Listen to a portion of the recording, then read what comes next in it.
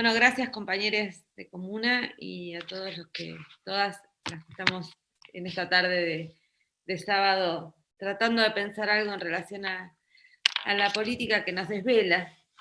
Y pensaba, a partir de lo que escuchaba de quienes hablaron antes, todas y todos los compañeros, que dos cosas, porque para enmarcar el 17 y nuestras preocupaciones presentes, alrededor de dos preguntas, ¿no? Una pregunta es, ¿qué origina la fuerza de un gobierno? ¿De dónde surge un gobierno?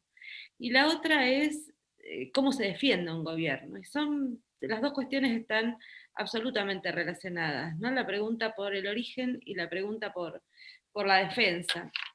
En parte la pregunta por el origen es la pregunta que lleva siempre al 17 de octubre, porque quienes fueron más críticos al peronismo, desde las izquierdas o desde posiciones de izquierda liberales al peronismo, pensaban al peronismo filiado en otro momento, que era en el golpe del 43. Era ese golpe el que había inaugurado una serie de hechos que terminaba en este movimiento que llamamos peronismo. Para otro conjunto muy grande de personas, el peronismo no tiene esa fecha de origen, la de un golpe militar, sino que tiene como fecha de parto la que constituye a las masas movilizadas un 17 de octubre. Son dos orígenes muy distintos y de algún modo filiar este otro segundo, que es el que estamos conmemorando hoy aquí, es filiar la experiencia del peronismo en la insurrección plebeya. Es decir, filiar la experiencia del peronismo en la decisión que constituyen las masas argentinas de salir a pelear, constituir una voz propia, darse una identidad y sostener un liderazgo. Pero esa decisión, que bien se sabe que incluso es una decisión que agarra medio a la CGT un poco bamboleante, porque está pensando las cosas para el día siguiente, para el 18, no para el 17, ese carácter de insumisión me parece que nos hace comprender el peronismo de un modo muy distinto, y yo creo que en muchos casos la diferencia entre las izquierdas dentro del peronismo y las izquierdas fuera del peronismo, porque ese es el trama de la Argentina, ¿no? Hay izquierdas adentro y afuera del peronismo, muchas veces tuvo que ver con esa interpretación de dónde estaba el origen, y si era el costado más militar, el costado de afirmación del orden, lo que nos hacía comprender el peronismo, o era finalmente ese carácter de resistencia, insumisión de las masas. Bueno, elegir este otro segundo origen que decía que es el que conmemoramos con unos días de anticipación, estamos en la famosa previa al 17,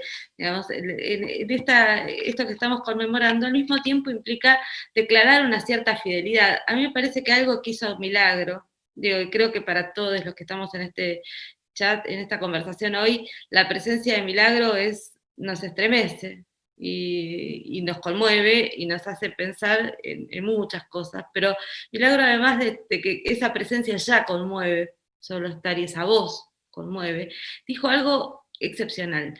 Dijo, el problema es la lealtad al 17. Y dijo eso e invirtió la cosa. Invirtió la cosa porque el Día de la Lealtad en general se lo piensa como el Día de la Lealtad de esas masas al líder que estaba preso, y que esas masas salieron a la calle para declarar su lealtad y reclamar su liberación. Y Milán lo dice, pero hay otra lealtad en juego, que es la lealtad a esas masas. Y es la lealtad que le debe ese gobierno, en ese caso Perón, ese líder, a esas masas. Y en todo caso es la lealtad que reclama todo movimiento popular a sus líderes y reclama todo movimiento popular a los gobiernos a los cuales sostiene, sustenta y construye. Ahí, esa inversión es muy interesante. Digamos, antes de escuchar a Milagro, yo venía pensando que iba a usar una frase muy afrancesada para decir eso, iba a decir fidelidad al acontecimiento, pero me parece que la inversión de Milagro es mucho más interesante cuando dice, el problema es a dónde pensamos, cómo pensamos la lealtad, y cómo pensamos, y a qué le debemos un gobierno. Y en ese sentido, digo, porque es esto lo que me parece que está en juego también nuestro presente, es que, digo, tiene que ver también cómo pensamos lo que ocurrió durante los años del macrismo. Hay una expresión que se ha instalado mucho, que es la expresión que tiene que ver con un documental que hizo Tristan Bauer y que está muy instalada en la lengua política, que es pensar estos 4 años anteriores como los tiempos de la tierra arrasada. Cosa que es cierto, digamos, si pensamos todo lo que devastó el macrismo, lo que destruyó las instituciones que desarmó, los cuadros estatales que puso en crisis, los programas que arruinó, pero también hay que pensar de otro modo esos años, y yo diría que hay que pensarlos con la imagen de la tierra sublevada, no solo de la tierra arrasada, porque durante esos 4 años se peleó y se peleó mucho en la calle. Es decir, no ganamos la elección solo por el desastre y la inepcia del gobierno anterior. Ganamos la elección también porque hubo creciente sostenimiento de luchas populares, porque peleamos la reforma previsional como la peleamos en la calle, aunque la perdimos, porque hubo militancias sindicales que no dejaron de organizarse, porque hubo organizaciones sociales que constituyeron una inteligencia colectiva para sostener la vida en los barrios populares. Y esa inteligencia colectiva hoy la vemos como la clave de articulación con las políticas públicas y un Estado renovado. Si no fuera por todas esas organizaciones sociales que están trabajando y reentramando en cada territorio la atención de la emergencia sanitaria y alimentaria, estaríamos muchísimo peor. Y sabemos que no hay operativos de detectar sin esas organizaciones y no hay multiplicación de las ollas populares, como vemos en todo el territorio, para atender el hambre, si no fuera por esas organizaciones. Entonces ahí tenemos una fuertísima capacidad de resistencia y un deber de lealtad, como también lo tenemos, y ahí declaro mi propia lealtad, mi fundamental lealtad, como la tenemos al desarrollo poderosísimo de los feminismos populares, callejeros y masivos, durante los 4 años del macrismo. Porque si algo hicimos durante esos 4 años fue pelearle la calle al macrismo, y fue ir trabajando en un conjunto de agendas, de Está cerrado el imágenes. video. Estaba cerrado. No sabía si me estaban hablando.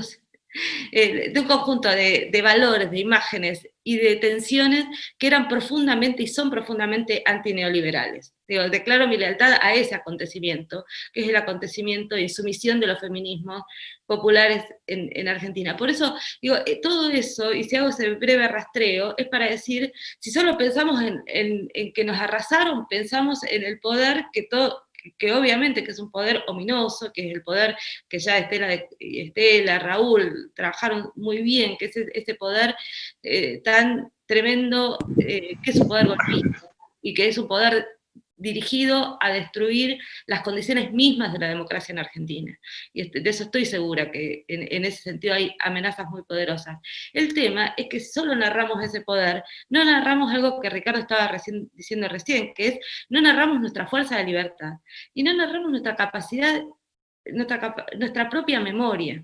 Yo creo que sin pensarnos como memorias que caminamos, y por eso hacemos estos actos, si no nos pensamos como memorias vivas, que somos capaces de volver a hablar y cada vez que hablamos poner en juego esa misma tradición de las que partimos. Pero esas tradiciones son tradiciones no solo de la herida de las víctimas, sino que son las tradiciones también de la potencia creativa que sostenemos. Y ahí nuestra propia expresión es también, como decía Horacio, una expresión poética. No hay política sin poética. Hay también modo de considerar la poesía en ese plano, porque la poesía es finalmente la búsqueda de la palabra más justa, y no hay pelea por la justicia sin pelea por la palabra justa. Entonces, digo esto para decir cómo defendemos a este gobierno. Digamos, porque si este gobierno, por un lado, lo defendemos solicitando la lealtad hacia lo que somos. La lealtad hacia lo que somos como integrantes de este gobierno.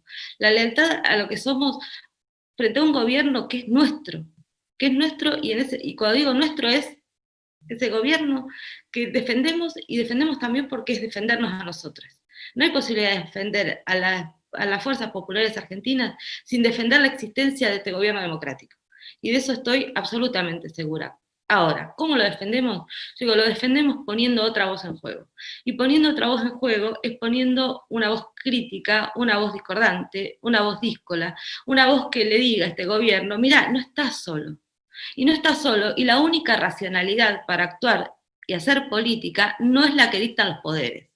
No estás solo, y no sos un gobierno que tenga que actuar solo con un conjunto de creencias de racionalidad tecnoburocrática. No, hay otras racionalidades en juego, y esas racionalidades son las que pusimos en la calle en estos 4 años, las que vienen de nuestra memoria anterior, las que vienen de nuestras luchas de derechos humanos, las que pusieron las madres y las abuelas arriesgando todo cuando era casi impensable, la que pusieron los movimientos piqueteros, y la que ponen los feminismos a la calle. Todas esas memorias son las que nos permiten hoy decirle al gobierno, acá tenemos otra racionalidad en juego, y en esa racionalidad no solo podemos defender a este gobierno, sino que podemos pensar en otro tipo de democracia, en afirmar la democracia, y que esa democracia sea leal a sus fuentes plebeyas. Porque digo, si las clases dominantes en este país son una mierda, como las son, para decirlo no poéticamente, si las clases dominantes son una mierda, sí tengo una confianza absoluta y certera en esa invención popular, que es la del 17 de octubre, pero es también la que cada conjunto de compañeros hoy están sosteniendo cada vez que abren una olla nueva, para que en ese barrio nadie se cague de hambre. Así que festejo el 17 pensando en esos compañeros.